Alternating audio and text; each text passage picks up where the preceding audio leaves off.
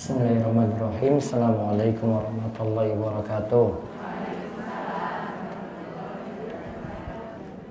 Innal hamdalillah nahmaduhu wa nasta'inuhu wa nastaghfiruh wa na'udzu billahi min shururi anfusina wa sayyiati a'malina. May yahdihillahu fala mudilla lahu wa may yudlil fala hadiyalah.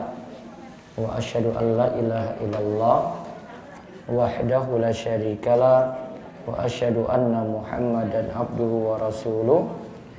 Allahumma sholli ala nabiyyina Muhammad wa ala alihi wa man tabi'ahum bi ihsan ila yaumiddin. Allahumma inna nas'aluka ilman nafi'a wa rizqan thayyiba wa amalan mutaqabbala. Puji syukur kita panjatkan pada Allah. Salawat dan salam mugi-mugi tercurah pada Nabi besar, Nabi agung, Nabi kita Muhammad sallallahu alaihi wasallam. Baik, pada kesempatan sore ini tanggal 5 Ramadan 1442 Hijriah, kita awali kajian buka puasa sambil menunggu buka dengan membaca zikir petang terlebih dahulu. Kula tuntun saking nomor 3. Amsayna wa amsal mulku lillah walhamdulillah la ilaha illallah wahdahu la syarikalah lahul mulku walahul hamdu wa huwa ala kulli syai'in qadir. Rabbi as'aluka khaira ma fi hadhihi al-laila wa khaira ma ba'daha wa a'udzu bika min syarri ma fi hadhihi al-laila wa syarri ma ba'daha. Rabbi a'udzu bika minal kasali wa su'il kibar. Rabbi a'udzu bika min adzabin finnari wa adzabin fil qabri. Allahumma bika amsayna wa bika asbahna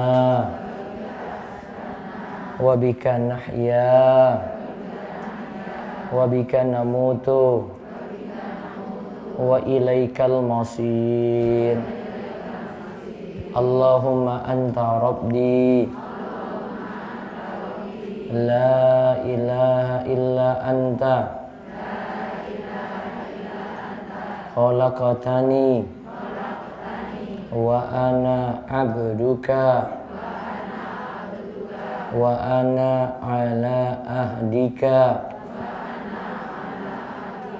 wa wa'dika mastata'tu a'udzu bika min syarri ma sana'tu abu'u laka bi ni'matika alayya wa abu'u bi dzambi faghfirli fa innahu la yaghfiru dzunuba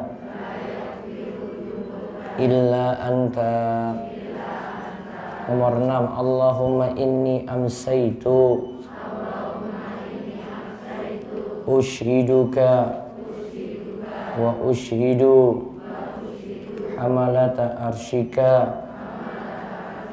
wa malaikataka wa jami'a khalqik annaka antallahu la ilaha illa anta wahdaka la syarika lak wa anna Muhammadan abduka wa rasuluk. Allahumma inni as'alukal afwa wal afiyata fid dunya wal akhirah. Allahumma inni as'alukal afwa wal afiyata fi dini wa dunyaya wa ahli wa mali. Allahumma astur awrati wa amin rawati. Allahumma ihfazni min baini yadayya wa min khalfi wa an yamini wa an shimali wa min fawqi wa a'udhu bi azamatika an uqtala min tahti. Allahumma alimal ghaibi wa syahada fatiras samawati wal ardi rabba kulli syai'in wa malika. Asyhadu an la ilaha illa anta a'udzu bika min syarri nafsi wa min syarri syaitani wa syirkihi wa an aqtarifa ala nafsi su'an au ajrahu ila muslim. Baik, sampai nomor 8. Doa nomor 10 coba dibuka.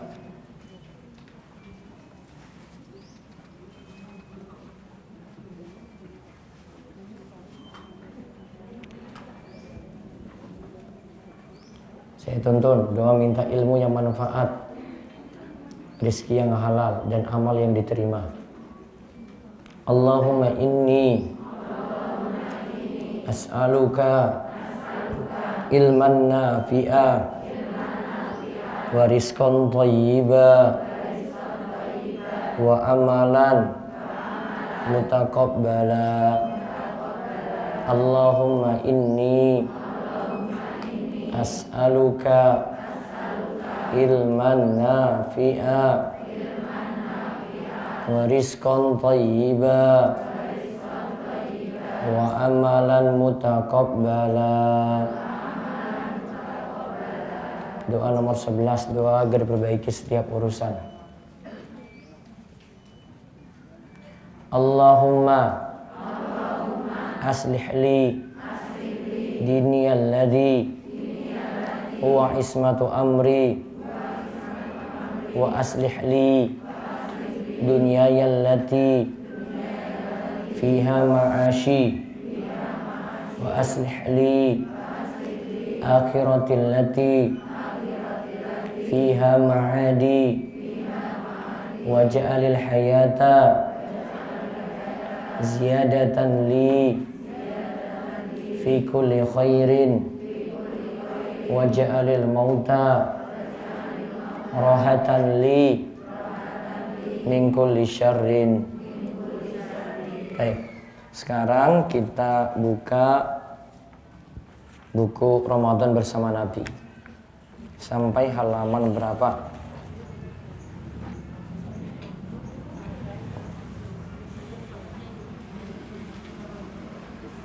Halaman berapa?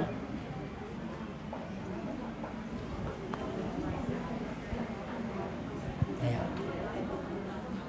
Pembatal puasa sudah?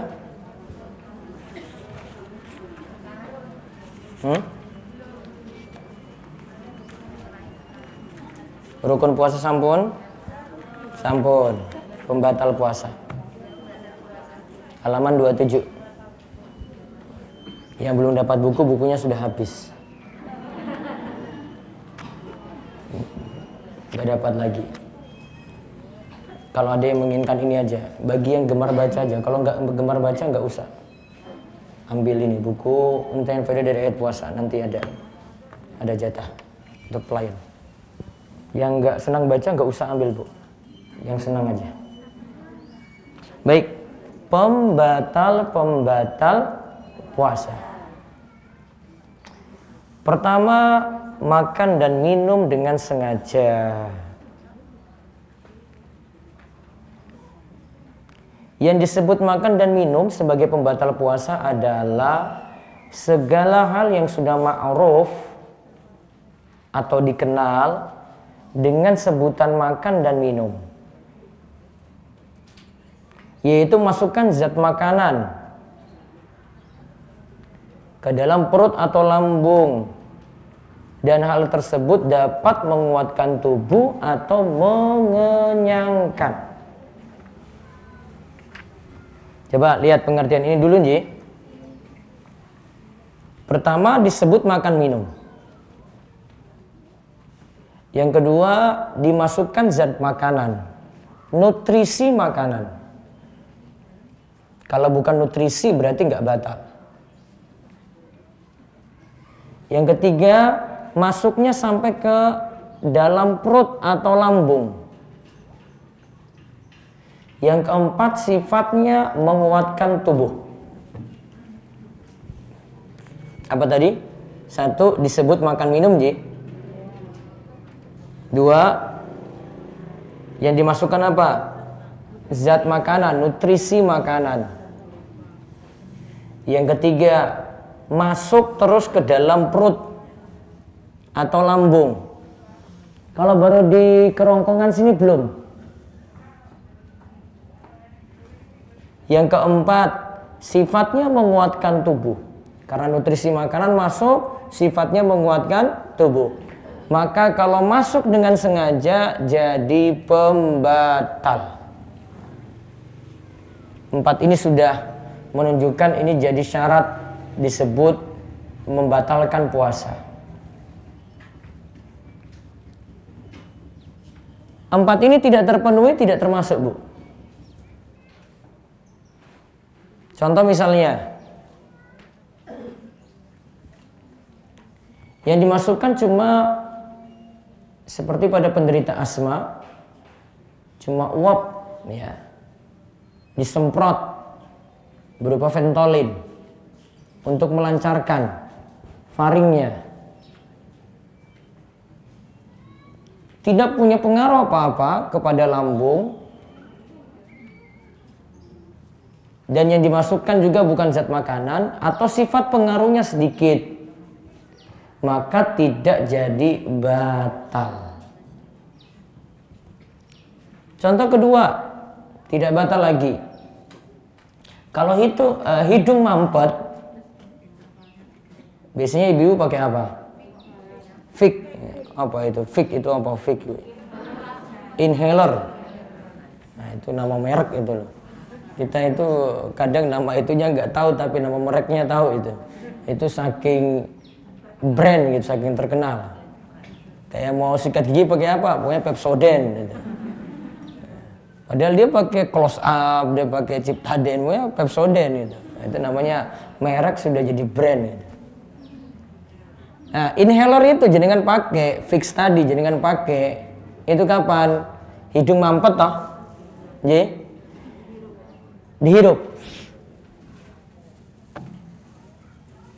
Pengaruh sampai kenyang enggak? Pengaruh sampai kenyang atau tidak? Tidak. Yang dimasukkan zat makanan? Tidak. Cuma melancarkan pernafasan saja, maka tidak membatalkan puasa. Paham? Nah, mirip lagi. Tadi hidung juga.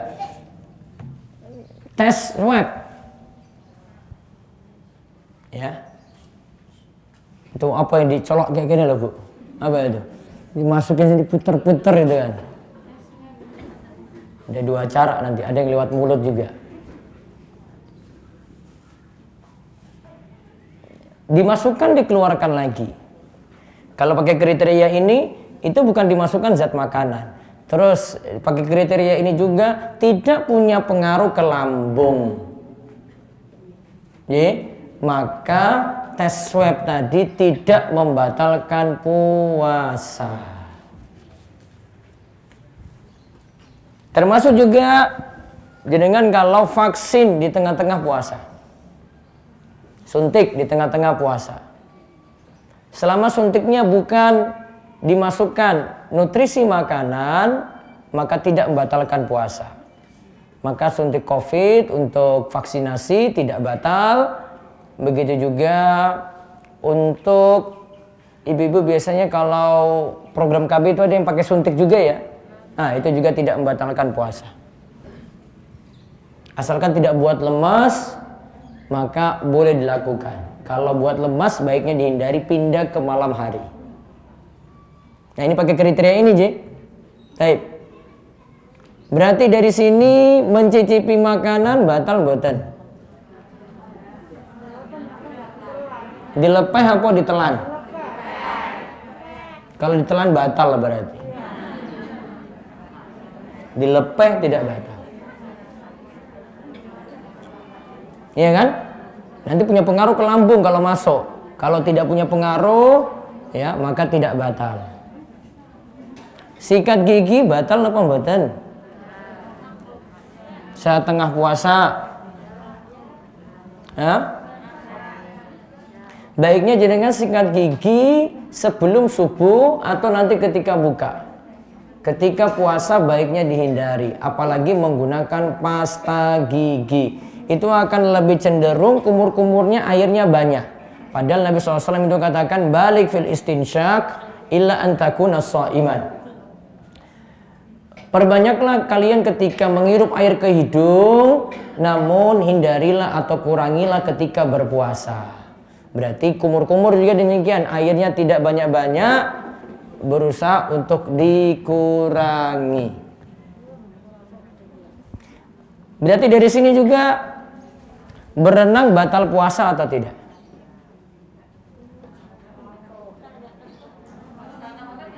Asal tidak ketelan, tidak batal, maka tidak masalah. Wallahu a'lam. Baik, sekarang Syekhul Islam Ibnu Taimiyah berkata, orang yang berpuasa dilarang makan dan minum karena keduanya dapat menguatkan tubuh. Jadi sifatnya menguatkan tubuh. Padahal maksud meninggalkan makan dan minum adalah karena kedua aktivitas ini menyebabkan mengalirnya darah ke dalam tubuh. Darah itu adalah tempat mengalirnya setan. Dan bukanlah disebabkan karena melakukan injeksi non makanan atau bercelak. Jadi injeksi non makanan tidak membatalkan puasa. Bercelak, ada yang pakai celak, maka juga tidak membatalkan puasa. Kalau celak mata tidak membatalkan puasa, menggunakan tetes mata juga tidak membatalkan puasa. Walaupun mungkin sebagian ulama di masa silam itu menyatakan batal karena menyangka ada saluran dari mata sampai ke lambung. Padahal kalau kita tetes mata juga tidak ada pengaruhnya ke lambung, maka tidak membatalkan puasa. Namun jika orang yang berpuasa itu lupa, keliru, atau dipaksa, maka puasanya tidaklah batal ketika dia makan dalam keadaan lupa. Walaupun sak piring entek.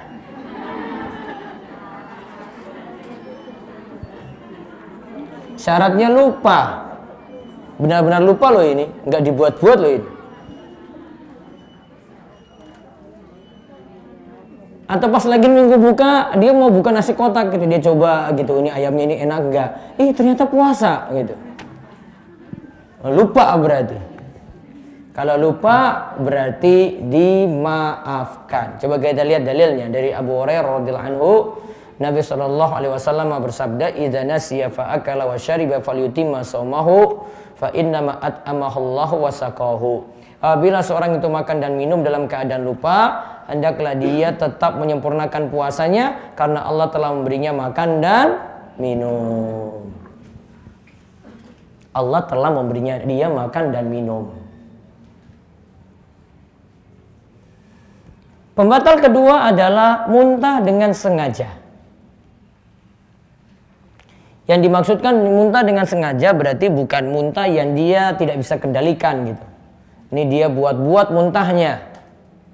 Namun lawan dari muntah dengan sengaja itu muntah dalam keadaan tidak bisa dikendalikan. Seperti misalnya ibu mual-mual ketika misalnya naik kendaraan.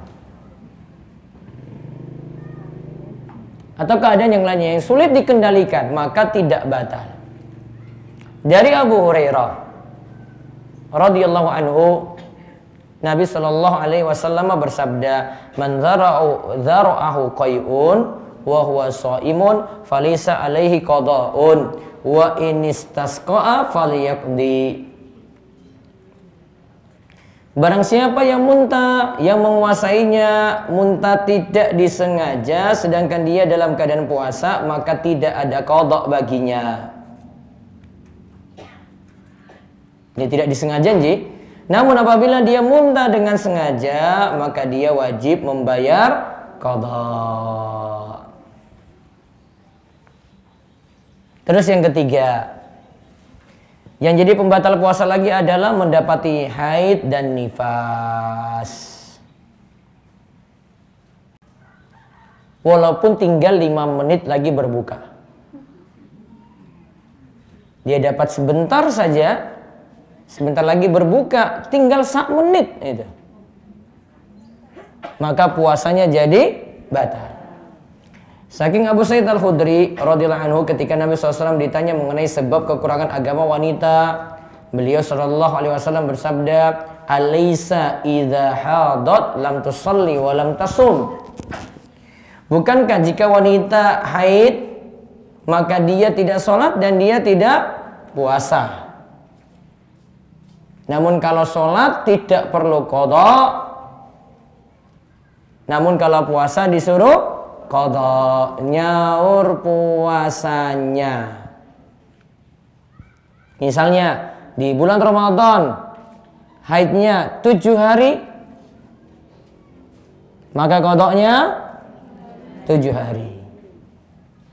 Syekh Mustafa Al-Bugha berkata, jika seorang wanita mendapati dirinya haid dan nifas, puasanya tidak sah. Jika ia mendapati haid atau nifas itu pada siang hari, puasanya batal. Dia wajib mengqadha puasa untuk hari tersebut.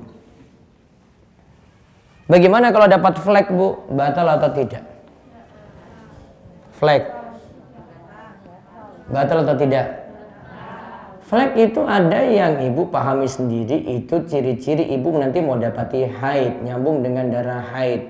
Atau ibu dapati nyeri haid juga, walaupun masih flek. Maka kalau dapati seperti ini puasanya batal, walaupun cuma sedikit, Bu. Itu puasanya batal. Dan haid, ingat ya aturannya, haid itu tidak dibatasi waktu, minimal tidak ada, maksimal nggak ada. Nggak mesti ibu nunggu sehari dulu baru disebut haid, Bu. Ibu menunggu sesuatu yang tidak pasti. Ini sore ini dapat ya, ibu nggak disuruh nunggu 1 kali 24 jam dulu. Karena kalau ternyata ibu benar-benar haid, ya sudah, berarti tadi nggak sholat toh, berarti qadha itu. Ternyata misalnya tidak haid, ya sudah, berarti nggak sholat kan.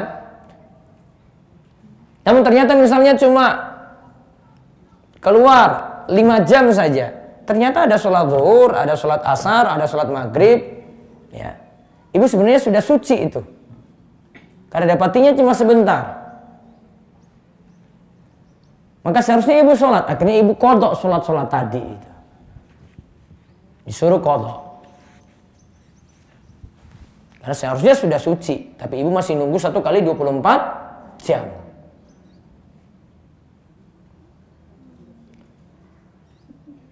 Namun haid ini tetap kalau dikatakan pembatal kalau ibu dapati yakin. Yakin itu memang dapati haid. Kalau nggak yakin, nggak usah khawatir. Kalau jenengan lakukan puasa, berarti puasanya itu sah. Contoh, dari pagi bu, dari pagi Nji, itu masih suci. Jam 5 dicek lagi, masih suci. Terus ketika mau buka puasa, 5 menit setelah buka puasa dicek lagi, ternyata keluar darah haid. Pertanyaannya, puasanya batal atau tidak? 5 menit setelah buka baru ibu cek lagi, ternyata keluar darah haid. Jam 5 belum keluar bu. Batal atau tidak? Mana yang yakin? Tidak dapati haid. Iya kan? Karena baru dapati haid ketika 5 menit setelah waktu berbuka. Maka ibu selamat, puasanya sah.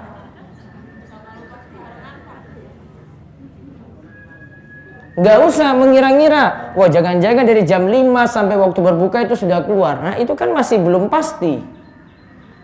Maka pegang yang yakin. Tidak boleh pegang yang ragu. Dan Nabi SAW juga sudah ingatkan, da' ma yaribuka ila ma la yaribuk. Tinggalkan yang meragukanmu dan ambil yang tidak meragukanmu, alias ambil yang yakin.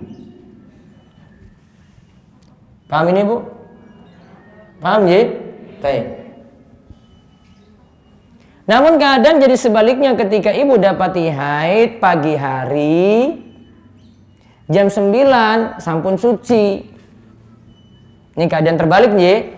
Pagi nggak puasa, dari jam 9 sampai maghrib sudah suci.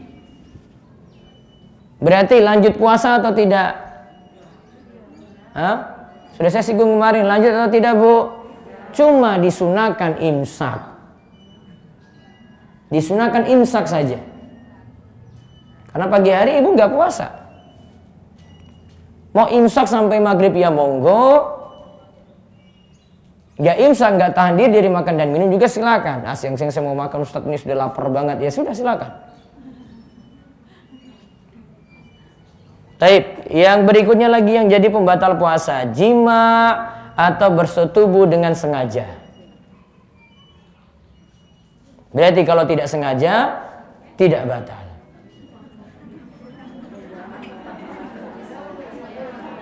Ya nanti dipikir aja bu, kapan nggak sengajanya itu. Yang dimaksud di sini adalah masukkan pucuk zakar atau sebagiannya secara sengaja dengan pilihan sendiri dan dalam keadaan tahu bahwa hal tersebut haram. Yang termasuk pembatal di sini juga bukan hanya jika dilakukan di kemaluan, termasuk pula menyetubui di dubur manusia, anal seks atau selainnya seperti pada hewan juga zoofilia. Nah ini juga termasuk pembatal.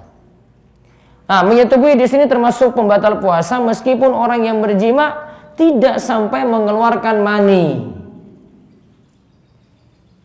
Yang penting sudah bertemu dua kemaluan, sudah disebut batal. Lalu jika jima dilakukan dalam keadaan lupa dan tidak mengetahui bahwa hal tersebut haram, maka puasanya tidak batal. Sebagaimana pembahasan tentang pembatal puasa berupa makan, ya orang makan saja, lupa makan saja nggak batal. Itu makan tanpa sengaja atau karena lupa tidak batal. Maka kalau hubungan intim tadi dilakukan tidak sengaja, maka tidak batal. Dibayang ke ibu. Dalil yang menunjukkan bahwasanya bersetubuh atau jima termasuk batal puasa, coba kita pelajari dari ayat puasa berikut ini. Nah, ayat puasa itu ada di sini nih, buku ini saya bahas lengkap. Uhilla lakum lailatas siyami rafatsu ila nisaikum hunna libasul lakum wa antum libasul lahun alimallahu annakum kuntum takhtanuna anfusakum fataba alaikum wa afa ankum fal'ana bashiruhunna wabtagu ma kataballahu lakum Wa kulu washrabu hatta yatabayyana lakumul khaytul abyadu minal khaytil aswadi minal fajri. Summa atimu siyama ilal lail. Wala tubashiruhunna wa antum akifuna fil masajid. Tilka hududullah fala taqrabuha. Kadzalika yubayyinullahu ayatihi lin-nasi la'allahum yattaqun. Dihalalkan bagi kamu pada malam hari bulan puasa bercampur dengan istri-istrimu. Sebelumnya itu nggak boleh, Bu. Mereka adalah pakaian bagimu dan kamu adalah pakaian bagi mereka. Allah mengatakan bahwasanya kamu tidak dapat menahan nafsumu, karena itu Allah mengampuni kamu dan beri maaf kepadamu. Maka sekarang campurilah mereka dan ikutilah apa yang telah ditetapkan Allah untukmu. Berarti malam hari boleh. Begitu juga malam hari dibolehkan, dan makan dan minumlah hingga terang bagimu benang putih dari benang hitam, yaitu terbit fajar subuh. Kemudian sempurnakanlah puasa itu sampai datang malam. Tetapi janganlah kamu campuri mereka itu ketika kamu sedang beriktikaf di dalam masjid. Itulah larangan Allah, maka janganlah kamu mendekatinya. Demikianlah Allah menerangkan ayat-ayatnya kepada manusia supaya mereka itu bertakwa. Berarti malam hari dibolehkan makan, minum, dibolehkan hubungan intim. Batasnya sampai terbit fajar subuh. Maka ketika sudah terbit fajar subuh sampai tenggelam matahari, makan tidak boleh, minum tidak boleh, hubungan intim tidak boleh. Jika dilakukan maka jadi pembatal. Nah, dalam ayat ini diterangkan bahwa pada malam hari puasa dibolehkan hubungan intim, namun tidak untuk siang hari puasa. Hubungan intim pada siang hari, yaitu sejak terbit fajar subuh hingga tenggelam matahari, itu terlarang. Jika terjadi hubungan intim di siang hari, maka kena 5 hukuman. Catat 5 hukuman ini, Bu. Nanti bilang ke suami. 5 ini. 5 hukuman itu adalah: pertama,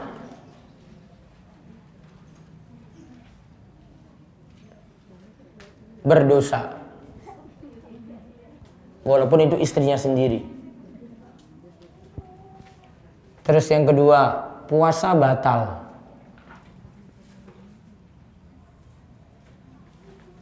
Terus yang ketiga, disuruh qodok puasa. Puasa hari itu batal, disuruh qodok, nyaur.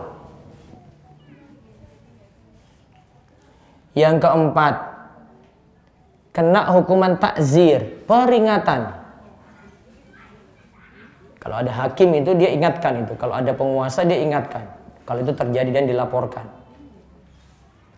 Terus yang kelima, membayar kafaratul uzma, kafarat besar. Membayar kafaratul uzma, kafarat besar.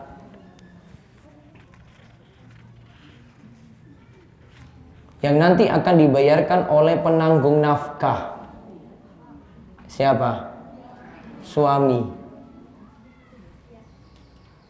Kafaratul uzmanya adalah, urutannya dicatat.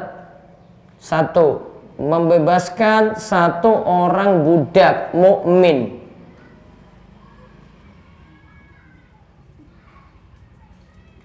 Membebaskan 1 orang budak mukmin.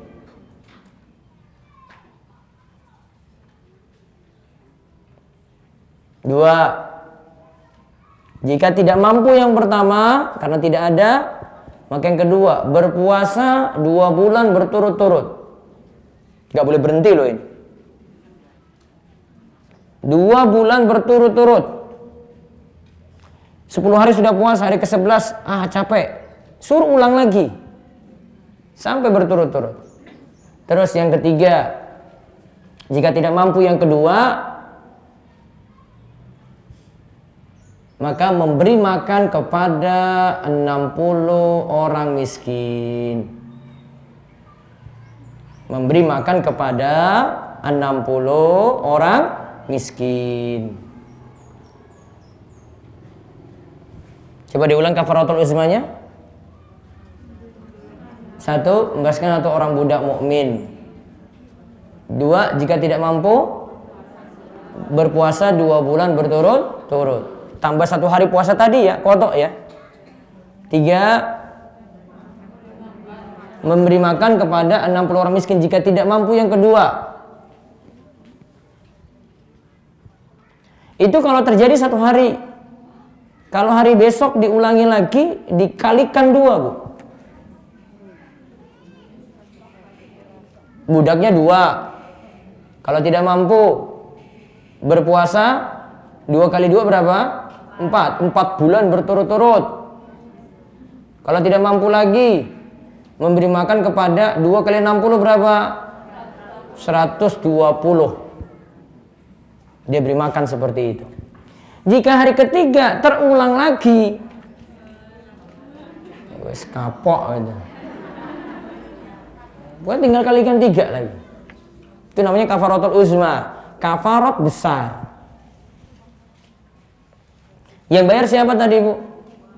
Suami. Ada yang nanya, Ustadz istri saya yang ngajak Ustadz. Ya pokoknya kamu urusanmu pokoknya. Karena itu tanggung jawab suami yang nanggung nafkah. Dan ini pendapat dalam mazhab Syafi'i. Ya, itu hukumannya 5 tadi.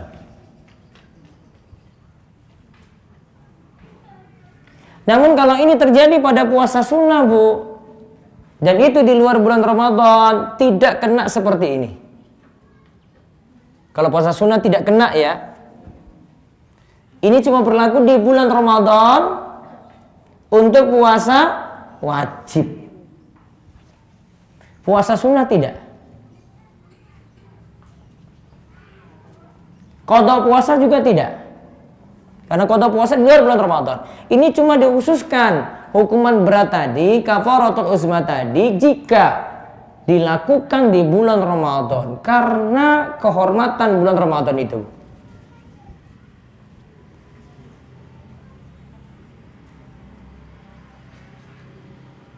Hukumannya berat seperti tadi. Baik, itu yang keempat. Terus yang kelima, keluar mani karena bercumbu. Coba saya baca perkataan Muhammad Al-Hisni di sini. Ia berkata, termasuk pembatal jika mengeluarkan mani baik dengan cara yang haram, seperti mengeluarkan mani dengan tangan sendiri yaitu onani, atau melakukan cara yang tidak haram seperti onani lewat tangan istri atau budaknya. Nah, maka puasanya batal. Karena mani keluar karena bercumbu tadi. Lalu beliau katakan bahwa bisa dihukumi sebagai pembatal karena maksud pokok dari hubungan intim itu jima adalah keluarnya mani. Maka jika jima saat puasa diharamkan dan membuat puasa batal walau tanpa keluar mani, maka mengeluarkan mani seperti tadi tentu lebih bisa dikatakan sebagai pembatal. Maka orang yang melakukan onani, anak-anak muda yang melakukan onani, puasanya batal. Beliau juga menambahkan bahwa keluarnya mani dengan berpikir atau karena ihtilam, mimpi basah tidak termasuk pembatal puasa. Mimpi basah tidak membatalkan puasa. Para ulama tidak berselisih dalam hal ini, bahkan ada yang mengatakan sebagai ijma atau konsensus ulama. Ini disebut dalam Kifayatul Akhyar. Berarti kalau keluar mani karena mencium istri, puasa batal.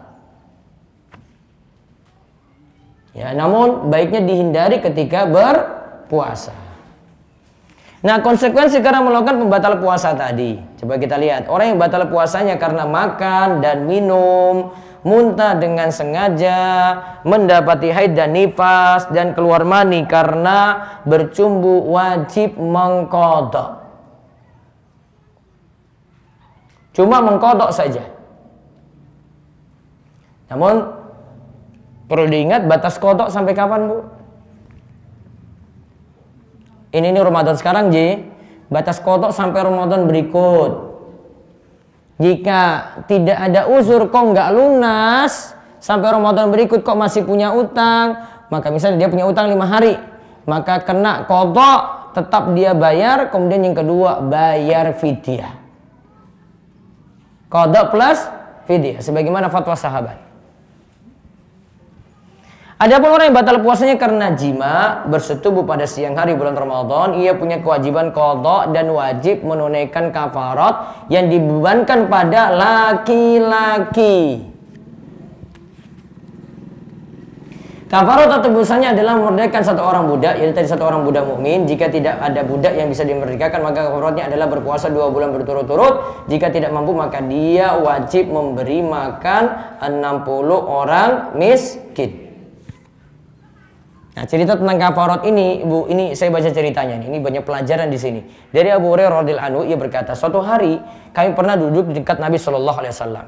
Kemudian datanglah seorang pria menghadap beliau sallallahu alaihi wasallam.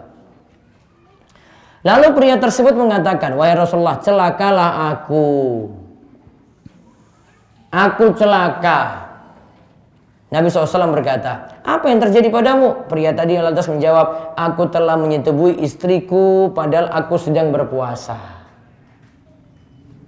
Bu, ini masih ngaku, Bu. Kalau sekarang itu diam-diam paling itu. Ini masih ngaku di hadapan Rasul. Padahal aku sedang puasa. Kemudian Rasulullah SAW itu bertanya, "Apakah engkau memiliki seorang budak yang dapat engkau memerdekakan?" Pria tadi menjawab, "Tidak." Lantas Nabi SAW bertanya lagi, "Apakah engkau mampu berpuasa 2 bulan berturut-turut?" Pria tadi menjawab, "Tidak mampu." Lantas beliau bertanya lagi, "Apakah engkau dapat memberi makan kepada 60 orang miskin?" Pria tadi juga menjawab, "Tidak, wahai Rasulullah, tidak mampu juga." Apa tadi, Bu? Memerdekakan satu orang budak, nggak mampu. Terus disuruh apa lagi? Berpuasa 2 bulan berturut-turut, tidak mampu. Terus suruh apa lagi? Memberi makan pada 60 orang miskin. Jawab dia apa, Bu? Tidak mampu. Ini orangnya ini kayak gimana, coba lihat ini, Bu. Abu Hurairah berkata, Nabi SAW lantas diam. Tatkala kami dalam kondisi demikian, ada yang memberi satu hadiah kurma kepada Nabi SAW. Kemudian beliau SAW berkata, "Di mana orang yang bertanya tadi?" Pria tersebut lantas menjawab, "Iya, saya, wahai Rasulullah." Kemudian beliau mengatakan, "Ambil ini dan sedekahkan kurma ini." Kemudian pria tadi mengatakan, "Wahai Rasulullah, apakah akan aku berikan kepada orang yang lebih miskin dariku?" Demi Allah, tidak ada yang lebih miskin dari ujung timur hingga ujung barat kota Madinah daripada keluargaku. Berarti dia orang paling miskin. Wes miskin nekat siang-siang. Suruh apa tadi nggak mampu loh. Bebaskan orang budak ya nggak mampu. Mau bebaskan siapa? Berpuasa 2 bulan berturut-turut, ya nggak kuat juga. Suruh memberi makan 60 orang miskin. Wah, ini paling miskin. Maka Rasul punya kurma, coba lihat ini ya. Rasul punya kurma, ini sedekahkan ini. Rasulullah, ini kasih ke siapa? Ya ke orang miskin. Yang paling miskin itu saya, wahai Rasulullah. Nah, Rasulullah SAW kemudian langsung jawab apa? Beliau tertawa. Ya tertawalah, kamu sudah miskin. Terus Nabi SAW bilang, "Berilah makanan ini kepada keluargamu." Buat salah malah dapat kurma loh. Tapi para ulama katakan kewajiban tadi, kalau saat dia mampu tetap harus bayar. Namun saat ini tidak mampu, maka jadi gugur. Ketika mampu, nah dia harus tunaikan itu. Nah sekarang hal-hal yang dibolehkan ketika puasa. 1. Mendapati waktu fajar dalam keadaan junub. Malam hari hubungan intim, Bu, belum mandi sampai masuk subuh. Cuma kurang mandinya saja, Bu. Maka boleh lanjut puasa ketika subuh tadi segera mandi junub. Aisyah berkata, Rasulullah SAW itu pernah menjumpai waktu fajar pada bulan Ramadan dalam keadaan junub. Bukan karena mimpi basah. Rasulullah SAW tidak pernah mimpi basah. Cuma junub, berarti hubungan intim dengan istrinya. Kemudian beliau mandi dan tetap berpuasa. Kasus yang sama adalah jika ibu di malam hari sudah suci, berhenti darah haid. Buktinya darah haid berhenti apa? Qasatul bayda, keluar cairan putih, atau jufuf, kering. Maka ketika subuh cuma kurang mandi aja, Bu. Malam sudah suci, cuma kurang mandi. Maka jenengan boleh lanjut puasa, segera mandi saat waktu subuh. Terus yang kedua, bersiwak ketika berpuasa juga masih boleh. Siwak beda dengan pasta gigi aja, Bu. Kalau pasta gigi pakai odol, butuh kumur-kumur. Siwak nggak butuh kumur-kumur, Bu. Siwak tuh cuma pakai kayu, kemudian menghilangkan bau mulut aja. Nah, ini masih boleh. Tapi kalau dalam mazhab Syafi'i katakan baiknya setelah zuhur tidak lagi. Karena biar baunya makin nggak enak gitu. Baunya makin nggak enak, nanti diganti dengan minyak kasturi nanti di surga. Karena Nabi SAW itu katakan, la khulufu famis shaim atyabu indallahi min rihil misk. Bau mulut bekas dari puasa itu lebih wangi di sisi Allah daripada bau minyak kasturi. Maka setelah zuhur dihindari siwak juga. Kata mazhab Syafi'i seperti itu. Namun kalau pasta gigi baiknya saat berpuasa itu dihindari. Coba lihat dalilnya dari Abu Hurairah radhiyallahu anhu, Nabi SAW bersabda, laula an asyukka ala ummati la amartuhum bisiwaki inda kulli wudu'in. Seandainya tidak memberatkan umatku, niscaya akan kuperintahkan mereka untuk menyikat gigi bersiwak setiap kali berwudu. Penulis Tuhfatul Ahwadhi mengatakan hadis-hadis yang semakna dengan di atas yang membicarakan keutamaan bersiwak adalah hadis mutlak yang menunjukkan bahwa siwak dibolehkan setiap saat. Inilah pendapat yang lebih tepat. Tapi kalau mau hati-hati setelah zuhur itu baiknya dihindari. Terus yang ketiga, berkumur-kumur masih boleh. Dan memasukkan air ke dalam hidung, menghirup air ke hidung juga masih boleh. Asalkan tidak berlebihan, tidak banyak-banyak. Nabi SAW bersabda, wa balik fil istinsyak illa antakuna sha'iman. Bersungguhlah dalam beristinsyak, memasukkan air ke dalam hidung, kecuali jika engkau berpuasa. Ibnu Taimiyah rahimahullah menjelaskan, adapun berkumur-kumur dan beristinsyak dibolehkan bagi orang yang berpuasa. Dan hal ini disepakati oleh para ulama. Boleh kumur-kumur, boleh menghirup air ke hidung. Namun tadi ya tidak banyak-banyak airnya. Nabi SAW dan para sahabat juga berkumur-kumur dan beristinsyak ketika berpuasa, akan tapi dilarang untuk berlebih-lebihan ketika itu. Demikian kata Ibnu Taimiyah. Kemudian yang masih dibolehkan lagi ketika puasa, bercumbu dan mencium istri selama aman dari keluarnya mani. Namun tadi ya kalau sampai keluar mani maka puasanya jadi batal. Dari Jabir bin Abdullah, dari Umar bin Al-Khattab, beliau berkata, pada suatu hari aku rindu dan hasratku muncul, kemudian aku mencium istriku. Padahal aku sedang berpuasa. Maka aku mendatangi Nabi SAW dan aku berkata, hari ini aku melakukan suatu kesalahan besar. Aku telah mencium istriku padahal aku sedang berpuasa. Maka Rasulullah SAW bertanya, bagaimana pendapatmu jika kamu berpuasa kemudian berkumur-kumur? Aku menjawab seperti itu, tidak mengapa. Kemudian Rasulullah SAW bersabda, lalu apa masalahnya mencium istrimu?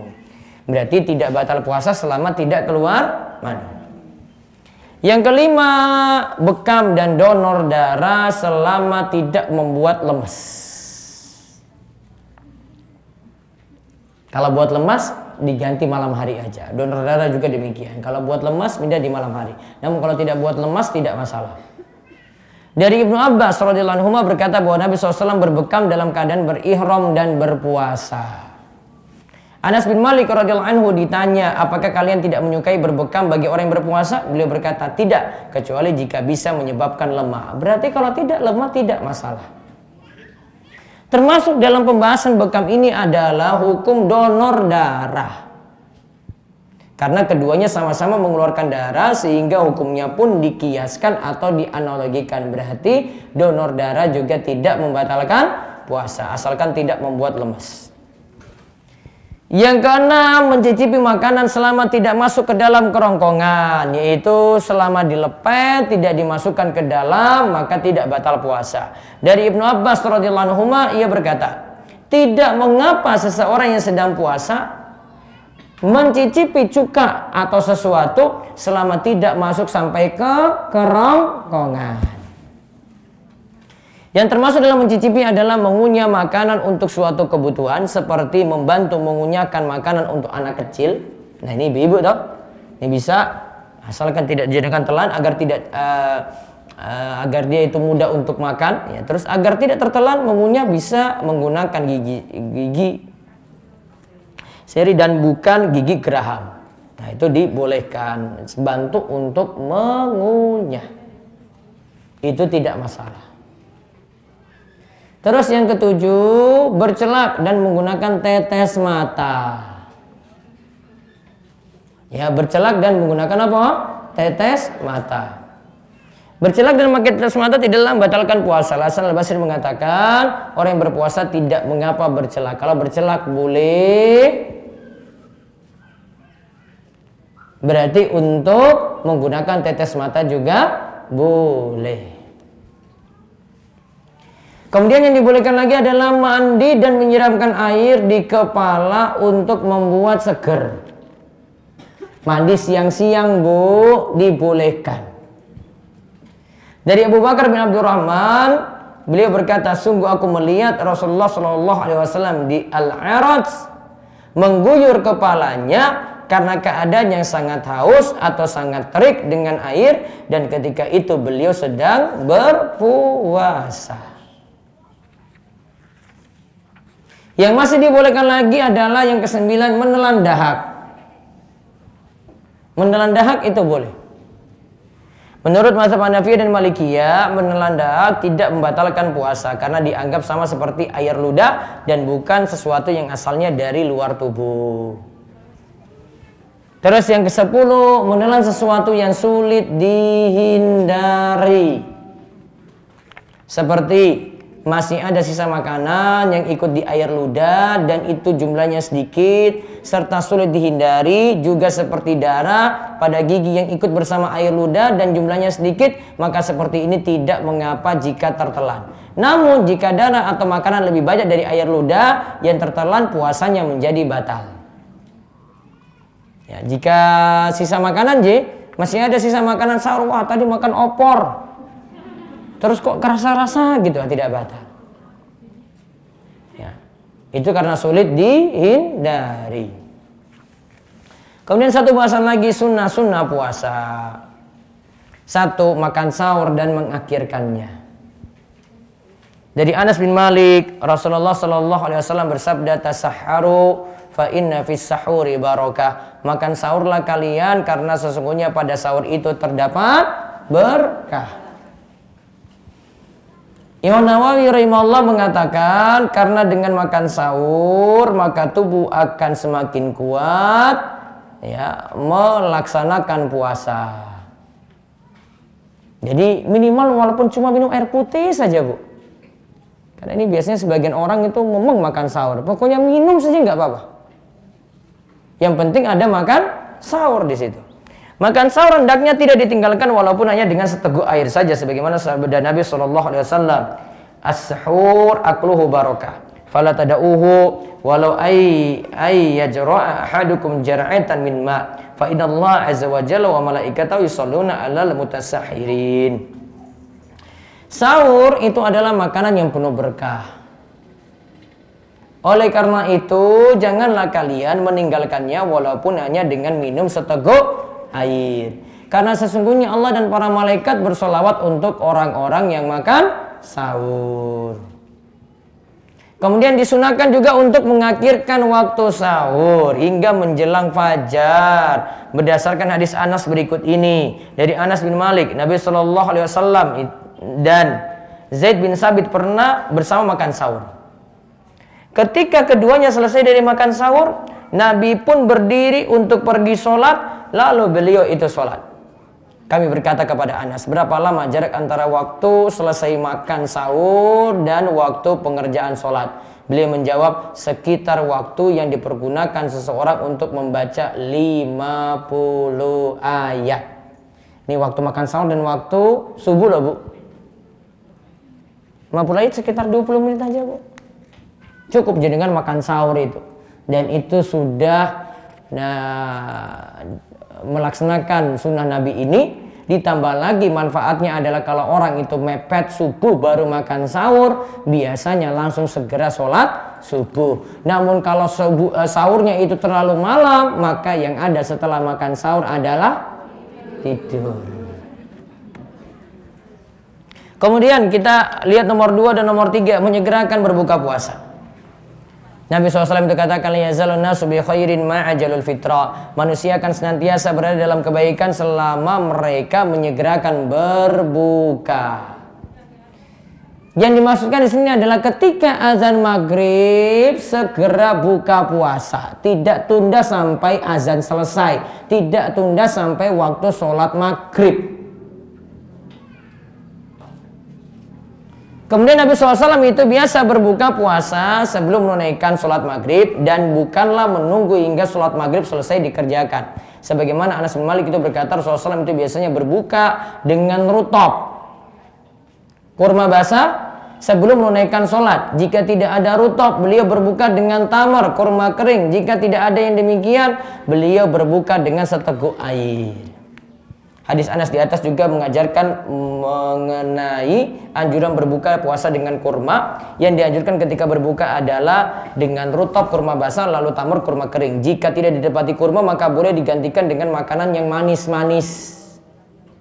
Di sini dianjurkan dengan yang manis-manis ketika berbuka karena yang manis tersebut semakin menguatkan orang yang berpuasa. Kalau tidak dapat kurma ya berarti apa Bu? Teh manis. Adapun berbuka puasa dengan air bertujuan untuk menyucikan atau menyegarkan. Jika berada di Mekah dianjurkan berbuka dengan air Zam-Zam. Kalau buka puasa di sana. Kalau enggak mimpi saja. Terus yang ketiga, berdoa ketika berbuka. Perlu diketahui bahwasanya masa berbuka puasa adalah salah satu waktu terkabulnya doa. Nabi SAW bersabda, salah satu naturatu da'watum al-imamul adil wa sha'im hina yuftir wa da'watul mazlum. Ada 3 orang yang doanya tidak ditolak. Yang pertama pemimpin yang adil, yang kedua orang yang berpuasa ketika dia itu berbuka, dan yang ketiga orang yang terzolimi. Tadi disebut apa? Orang yang berpuasa ketika dia berbuka. Masa berbuka puasa adalah waktu terkabulnya doa. Karena saat itu orang yang berpuasa telah menyelesaikan ibadahnya dalam keadaan tunduk dan merendahkan diri kepada Allah. Dari Ibnu Umar radhiyallahu anhu bahwa ketika Rasulullah SAW itu berbuka, beliau membaca doa berikut ini. Saya tonton, diikuti. Dhahabat dhama'u wa batallatil uruku wa sabatal ajru insyaallah. Nah, perhatikan urutannya ya, urutannya. Pertama, baca bismillah dulu. Kemudian ambil kurma. Kalau ada kurma di kotak itu tahu Bu, ambil kurmanya. Situ ada di dalamnya itu loh. Nanti dicek. Sudah disantap kurma, terus baca doa batal tadi. Zahabat dhama'u wa batallatil uruku wa sabatal ajru insyaallah. Terus angkat tangan malah Bu. Untuk apa? Doa. Karena doa ketika berbuka itu doa yang terkabul. Nanti kita praktekkan, tunggu azan nanti. Terus yang keempat, memberi makan kepada orang yang berbuka. Dari Zaid bin Khalid Al-Juhani, Rasulullah SAW bersabda, man fattara sha'iman kana lahu mislu ajrihi ghairu annahu la yanqusu min ajri sha'im syai'a. Siapa saja yang beri makan orang yang berpuasa, baginya ada pahala seperti orang yang berpuasa tersebut tanpa mengurangi pahala orang yang berpuasa itu sedikit pun juga. Jadi kalau ada kelebihan rizki, kasih makan orang buka puasa, gitu Nji. Ya. Walaupun mungkin cuma semampu kita aja. Ustaz, saya cuma bisa kasih gorengan aja. Ustaz, saya cuma kasih teh saja. Terserah. Yang penting ada makanan untuk orang yang buka puasa. Terus yang terakhir, yang kelima, lebih banyak berderma dan beribadah pada bulan Ramadan. Ya, seperti di sini ibadahnya banyak baca Quran karena bulan Ramadan bulan Al-Quran, berusaha khatam. Jadi Ibnu Abbas ia katakan Nabi SAW adalah orang yang paling gemar melakukan kebaikan. Kedermawanan atau kebaikan yang beliau lakukan lebih banyak lagi pada bulan Ramadan, yaitu ketika Jibril alaihissalam menemui beliau. Jibril alaihissalam datang menemui beliau pada setiap malam pada bulan Ramadan untuk membacakan Al-Quran hingga Al-Quran selesai dibacakan untuk Nabi SAW. Apabila Jibril alaihissalam datang menemuinya tatkala itu, beliau adalah orang yang lebih cepat dalam kebaikan dibandingkan angin yang berembus. Artinya beliau semangat baca Quran, semangat juga untuk sedekah. Kemudian Ibnu Qayyim mengatakan Nabi SAW lebih banyak lagi melakukan kebaikan pada bulan Ramadan. Beliau memperbanyak sedekah, berbuat baik, membaca Al-Quran, sholat, zikir, dan i'tikaf. Wallahu a'lam bishawab. Baik, jika ada pertanyaan silahkan. Masih ada waktu 5 menit. Ya, monggo Bu.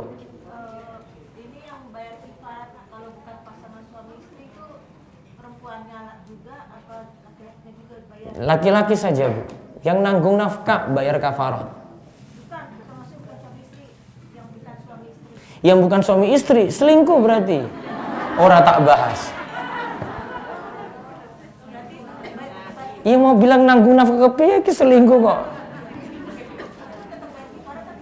Tetap bayar kafarat. Tapi laki-laki atau perempuannya wallahu a'lam. Suruh tobat itu benar-benar itu. Itu kalau selingkuh, kok selingkuh di tengah-tengah Ramadan lagi, itu dosanya lebih besar daripada selingkuh di luar Ramadan lah Bu. Besarnya itu. Ada lagi? Nih. Apa Bu? Bercela itu yang ada ibu-ibu yang biasanya pakai di mata sini lah Bu. Apa di sini sebutnya? Maskara itu ya? Ah. Kalau sekarang, nah kayak gitu, boleh. Karena nggak ada pengaruh ke mata Bu, nggak ada pengaruh ke lambung. Sama dengan tetes mata juga. Tetes mata kan cuma tetes gini aja, itu nggak ada rasa-rasa apa-apa Bu, sampai ke lambung nggak ada. Ada lagi?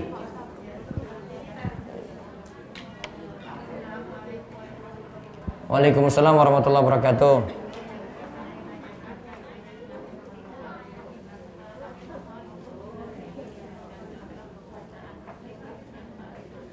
Bacaan i'tikaf.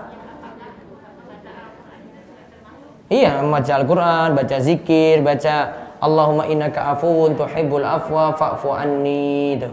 Nanti ada poster, coba Maulana mana itu? Bu, ada tadi ada jadwal sholat Bu? Ada? Ada posternya nggak? Poster mana? Coba, nanti ada yang perlu poster yang belum punya poster bukan jadwal sholat. Ya, coba sini. Ada doa yang saya ajarkan di sini. Ini tapi acak nih. Mas ini aja Mas. Riki mohon Mas. Jadi kan mau lewat mana? Ya. Enggak semuanya. Semuanya itu karena beda-beda itu.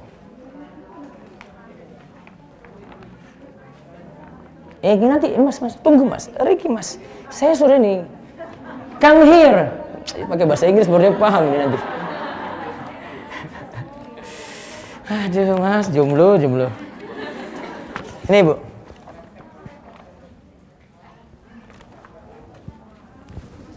Nanti yang lainnya orang rebutan. Tapi ini enggak semuanya wis entek ya Bu. Nanti deh. Mau dibagi di mana ini? Hah? Ini untuk bocah ini Bu. Pilih nanti. Situ sebagian. Satu-satu. Acak warnanya Bu. Setengah mohon Bu. Beda-beda itu. Ada yang sudah dapat di Karang Rejek loh kemarin. Baik. Cukup Ji? Nggak ada lagi ya? Masih kurang 4 menit. Tehnya ambil sendiri atau gimana Bu? Oh lagi diedarkan ya. Baik, ibu-ibu tahu tadi langkah untuk bukan J. Apa tadi? Baca bismillah, nyantap kurma, terus dabaza ma'u wabtalatil uruku wasabatal ajru, insyaallah. Terus setelah itu apa? Doa. Baik.